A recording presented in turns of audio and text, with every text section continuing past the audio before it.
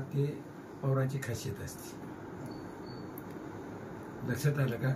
सगळ्यांना कोकले करायचं, सगळ्यांना गोलमोल करायचं. जी चर्चा झाली, मुलं काय करतात, त्यांचं घरी काय चाललंय, लक्षात आलं का? आणि मग सुप्रियाची मुलं काय करतात, सुप्रियाचा मुलगा काय करतो, तब्येतीचं विचारलं. मला चालताना त्रास होतो, म्हणून मला काही त्रास होत नाही, आधार लागतो का? तुम्ही मला आधार लागत नाही, काय नाही, मोकळं चालतो. एवढी चर्चा आमची झाली.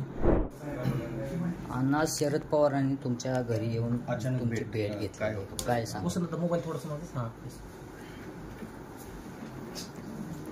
आमच्या गावचे अरे जगताप हे वकील आहेत, हे होते, ते पंचायत समितीचे सभापती होते, दूध संघाचे चेअरमन होते. पवारांच्या साहेबांचे आणि त्यांचे जवळचे संबंध होते. ते वारले म्हणून त्यांच्या घरी ते भेटायला, माझ्या घरासमोर त्यांचं घर आहे, तिथं ते भेटायला आले. मला येणार होते, जाणार होते, मला काय माहीत नाही. मी लंगीला झोपलो होतो.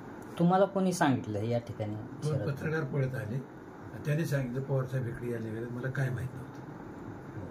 या उदाहरणार्थ बंद दाराआड तुमची काही चर्चा झाली का? आणि जर झाली असेल तर कशा प्रकारची चर्चा झाली? माहितीसाठी बंद दाराआड ते पवारांची खासियत असते. लक्षात आलं का? सगळ्यांना कोकले करायचं, सगळ्यांना गोलमोल करायचं. तसं काहीच नव्हतं. ओके. तुमच्या लक्षात आलं का?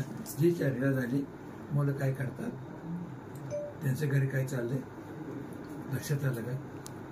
आणि मग सुप्रियाची मुलं काय करतात, सुप्रियाचा मुलगा काय करतो हे त्यांनी सांगितलं. आमची मुलं काय करतात मी सांगितलं. तब्येतीचं विचारलं. मला चालताना त्रास होतो, म्हणून मला काही त्रास होत नाही, आधार लागतो का? तुम्ही मला आधार लागत नाही, काय नाही, मोकळं चालतो. एवढी चर्चा आमची झाली. सरबत घेतलं, गेलं. ओके.